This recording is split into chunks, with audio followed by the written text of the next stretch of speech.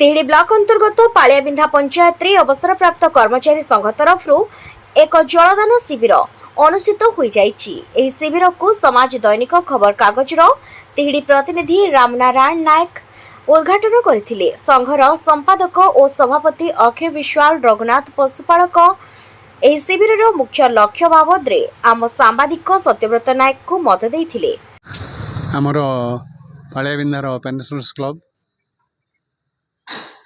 1995 मसीह स्थापित होइछि।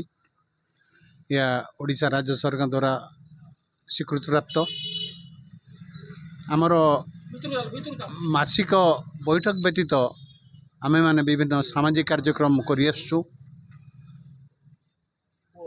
प्रति वर्ष गोटे आमे मेडिकल कैंप फ्री रे करूछु। सेठी गरीब एवं जो मानकर आवश्यक अछि तांको आमे मेडिकल ट्रीटमेंट सह फ्री औषध मध्य वितरण करूँ। ता छड़ा प्रति वर्ष डिसेम्बर मास 25 तारिख रे आमर वार्षिक उत्सव हुए। यही वार्षिक उत्सव रे आम अंचल 5टी हाई स्कूल सर्वोच्च नंबर रखिता पिला माननकु सत्यभामा पशुपालक मेधा पुरस्कार बाबद को अर्थराशि उपढौकन तथा प्रशस्ति पत्र प्रदान करा जाए। अल्प दिन तले आमे तिहिडी ब्लॉक रो कृषि अधिकारी माध्यम रे एक कृषक सचेतनता शिविर आयोजन करिथिलु।